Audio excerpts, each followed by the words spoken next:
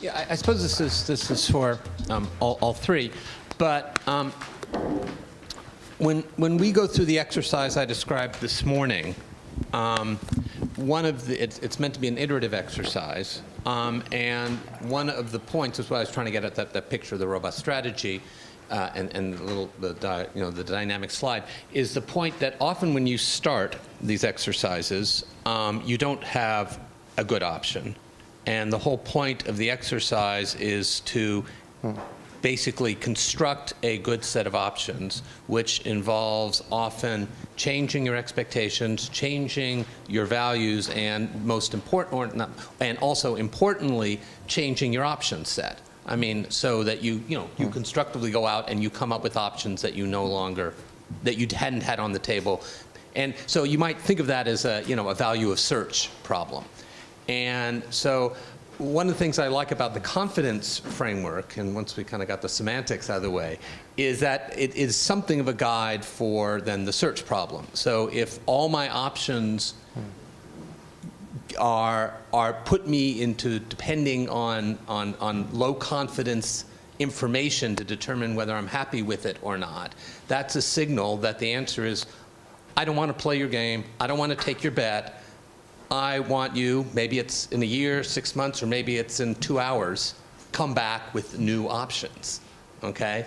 And the criteria for new options is I want it to only depend on things that are high confidence. And yes, you could, elicit a probability distribution, from me if they put a gun to my head, but I don't want it. Now, sometimes there are no good options. Obama had to go after bin Laden, and he said that best is 50-50, and maybe he had better information, blah, blah, blah. But, he decided to take the guess, and there was no better option. He had to go. And then, then you elicit the probability and decide whether to go. But in many, many cases, it's how hard do I want my staff to work to come up with a new option? And the criteria is I only want the success of the option to depend on high confidence information. So are there ways to frame up that sort of decision, which I think is often crucial in real life, in your frameworks? Mm-hmm. Yeah. Should I start or? Yeah. So yes. Anywhere you want. Yeah. So I haven't thought about how to incorporate the notion of confidence in the framework. So that really I'm not sure if that would be easy or would require some radical change. What I can do about the selection of options when things are not set, so we can certainly easily imagine in the kind of model I was describing a situation where you look at a subset of options, and of course it's very hard to figure out what the set of relevant options, of relevant actions is from the outset. And so you look at a subset and you figure out that they don't look very good, so they give you a level of satisfaction in the various possible events that is not very good. So then you might want to expand the search. So that's very easy to put in that framework. At least that part is very easy. But the idea of selecting the information depending on the source of information or depending on the confidence parameter, that I'm not quite sure how to. I would have to think more about it. It looks like. Yeah, it looks like the conclusion of these axioms is saying the way, an easy way to incorporate it probably would be to say the theorems tell you must rely on your best hunch, but how do you obtain this best hunch? And that's where you may want to select the information you rely on. So that's, and if you don't want to do that, then you may work with incomplete orderings.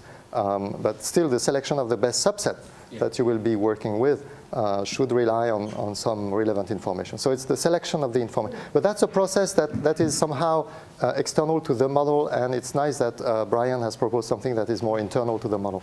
Just to be clear about what I was envisioning, it is not just new information. Okay. But changing your decision space, like the thing I mentioned with the Rotterdam flood barrier, where they dealt with uncertainty about the sea level rise by just making the concrete pad big enough so that for some increment of money in the future, so they change their options. Exactly. In order, okay, yeah. But that's what I was saying. You can change the options you are looking at, or you can. So that it makes it independent of the information. So I want to say two things. I mean, one thing isn't really an answer to your question, but it just struck me when you were talking that the sort of, consulting type way you were describing these things, it seems like you could also be in a situation where you sort of go through this process with the policymakers, and you realize that our currently best options seem to rely on some parameter that's very unconstrained by the sort of data we have. Let's go and get some more data about that parameter. It might sort of suggest avenues, for search, not in terms of changing the decision space, but just in terms of what parameters are worth spending money on. The other thing that I wanted to say is that one of the sort of benefits of having quite a permissive decision rule, if you like, is that you then can use tiebreakers, things like, pick the decision that is most adaptable in the future, right? Or you can if that's something that's you can rationalize that Rotterdam Dam decision in that way, right? You can say they chose this option.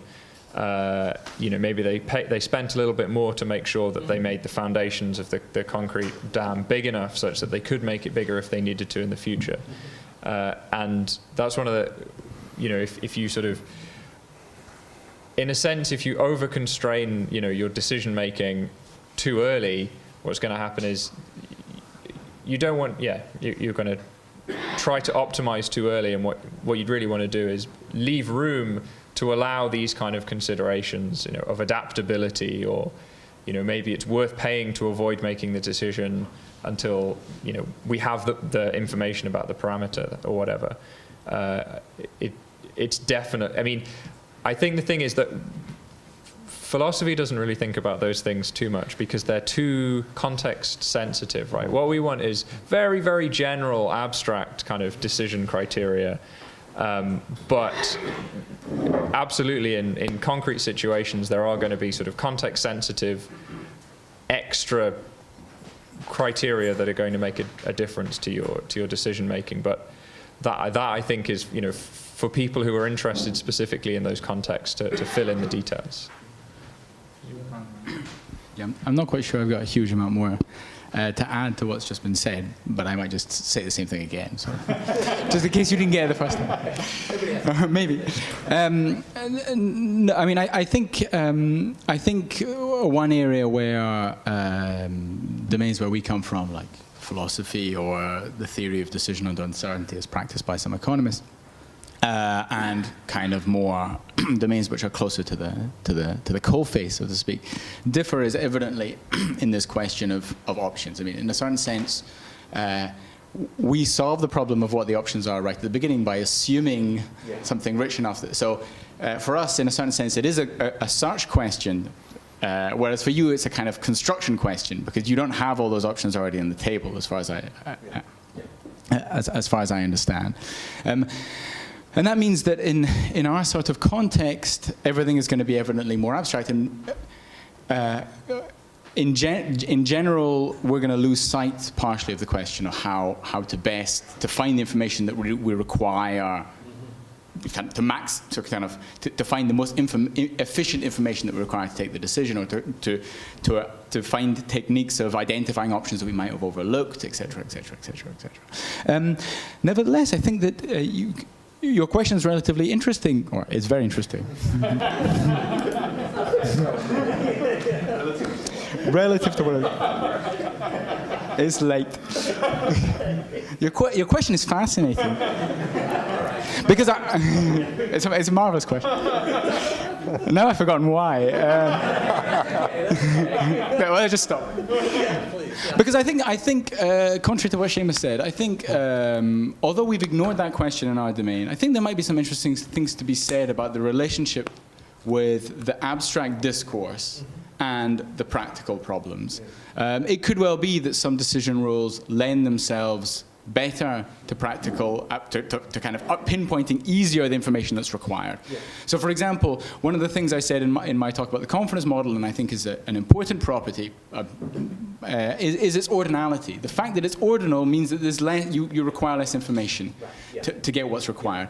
And I think that whilst I didn't put that up as kind of, I don't think that's a normative property. I think that's an interesting property. When we should really be, we should be thinking about the relationship between the kind of abstract and natural, kind of rational, reasonable way of choosing. If we happen to have the cognitive capacity to consider the millions of options that are available, and how we would go about, we would go about practically actually finding some of these options which do relatively well. And my personal opinion is that I think more work might be required there. Okay, so it's a great question, but I have absolutely no answers to it. Okay, so to build on that, and maybe this is just beating a dead horse at this point, I would be curious to hear if there are any examples that are, abstracted but in the real world where you feel like there are inspirations from your frameworks that might be used to interpret. And what got me started on this was Mark's last slide, where it was kind of avoiding ambiguity in climate policy. What might that mean in terms of decision-making context? And the first two examples you gave, one was kind of extreme aversion or just extreme adoption of a precautionary principle. And the second one was kind of the techno-optimism of assuming an engineered solution. And in my mind, from a real-world context, I might say the first one feels a lot like small islands who are saying this is existential risk and we want to be really serious about it. And the second one tends to be picked up by the skeptics and people who don't want to take very ambitious action. So yeah, how would you parse the real world? In one or two examples. That's a question. I leave it for.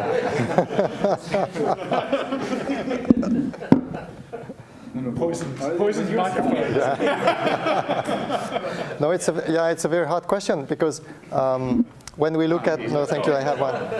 When we look at actual policy, it's interesting to see if there are some features of the models that correspond to features of these options. And so what I've tried to do here is very tentative. It's just in one example I knew a little bit about, but I guess you could do that in other policy contexts. And so that's why what I said was very tentative on whether, I'm not sure I was covering the range of possible reasons and attitudes that policymakers have in different policy contexts, right? And so it might be that someone could come up, and I was kind of hoping that this could happen here, could come up with a good reason why a policymaker would want to be ambiguity averse without this looking like just a phobia for a particular kind of situation. So that I haven't really seen yet, but perhaps it's just my lack of imagination. I'm going to go back to what we were just talking about before, about spanning between the very abstract theory and the real world. I mean, there was a lot of the discussion, which is, well, we got to think about what does it take to construct the set of options, and we do that constructively, and what information do we need, and so on. But all that's what's always bothered me about that is all of that is left outside of the formal theory. It's left as a kind of intuitive art.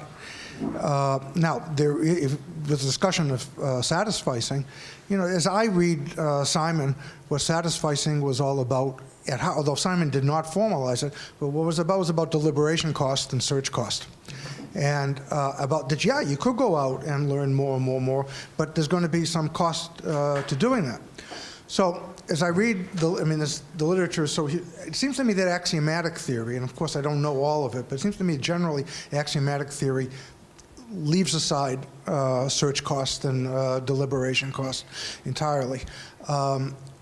It's kind of something you talk about, but it's not in the math. On the other hand, there's other much more practical kind of work on which would go under the broad term bounded rationality, in which you do formalize various forms of decision costs, of deliberation costs, menu costs, search costs, and so on. Of course, some of the search costs, of course, have become very, very Bayesian thing in dynamic programming. That's a very, established. But in terms of dealing with these costs in non-expected utility frameworks, there is stuff, and there was, if you wanted to back in 20 years ago in Journal of Economic Literature, John Conlisk had a very nice review article on this, and it was referencing stuff done in the 60s and 70s by people like Roy Radner and others. It was kind of formal work, and it kind of stopped. I got back into this very recently because I decided to try to interpret Simon's original satisficing as a very explicit deliberation cost. And this is now out in Theory and Decision, so you can see it, at least online. I give a minimax regret interpretation of satisficing, which, I like minimax regret. But the important thing is to formalize these notions of, these ideas of deliberation cost and information gathering, and the very abstract kinds of things that philosophers and axiomatic decision theorists do. I don't even know how you'd put it in terms of axioms. Mm-hmm. Mm-hmm. Yeah. Yeah, can I react to that? I think it's a great point. And in principle, the models are flexible. I mean, theorists would typically tell you the models can contain all rich descriptions of things that you want. So you might indeed put any classical model and apply it to a problem where you have search cost and menu cost and all that. Well, there's often a discussion of an infinite recursion problem. Yeah, right. And that exactly seems to say maybe you can't then if there is an infinite recursion problem. Yeah. So that's an additional complication. But yeah. Assuming away that, at least if you have well-defined search options and so on, you can still put that in the usual frame. I must confess my own motivation when I started looking at this model was partly also that, because I wanted to look at a sort of bounded rationality approach where your description of the states was limited to a certain algebra, which could have been more or less coarse, right? So not all results depend on being able to split the algebra a lot. So at least to that extent, there is a sort of coarseness that is possible in some of the approach. And similarly, there is no description of the consequences in a detailed way, right? So both events and states and consequences remain somehow vague, so that the goal was, and I'm not sure I've succeeded, right? But the goal was to accommodate the possibility for the decision maker to remain very vague about many things in his reasoning. That's not the same thing as explaining how he goes about searching and looking for things. So that's a different project. But at least trying to accommodate the possibility of having a lot of vagueness in the description of consequences and the description of states is connected to this idea. Yeah, I kind of I agree with the idea. I agree with the fact that quite a lot of theorists would say that they can somehow incorporate search costs or deliberation costs in principle into these sorts of models. There are indeed kind of some good but ever so slightly axiomatically complicated papers that do try and incorporate things like deliberation costs or cost of information, subjective cost of information that have been recently published in this literature. I'm not quite sure what sort of how much light they would shine. I'm not quite sure whether the axiomatic exercise really becomes useful when things get so complicated. But more generally, I think one of the problems with trying to integrate things like search costs and deliberation costs here is that a Bayesian model of search costs or deliberation cost incorporation isn't very good, because in the case of deliberation, there can be so many things you're not aware of. And we don't really have good models of awareness and what you would expect to become aware of. So in a certain sense, even outside, even for a standard search problem where there's awareness issues, we don't have a good model of those that we could incorporate into our personal decision model. So I agree there's a challenge there, but I think the challenge is more than just taking standard search models and trying to incorporate them into existing modeling. I mean, I sort of agree with what you've been saying, but I think so. There is some sort of there is some sort of value to presenting an axiomatic model, right? And then if the sort of practical decision makers come along and say, oh, we have this decision problem that we think is sufficiently similar, the constraints are sufficiently similar to the sort of constraints that these kinds of, that this simple mathematical model has been dealing with, that we can use this model to help make decisions or whatever, then I think that's the way the usefulness of these models comes out, is that it's not that you're sort of coming up with a model and then applying the model willy-nilly. The idea is you're providing tools that practical decision makers can then come along and take off the shelf if they think it's close enough to their decision problem that it would be useful. I don't know if that...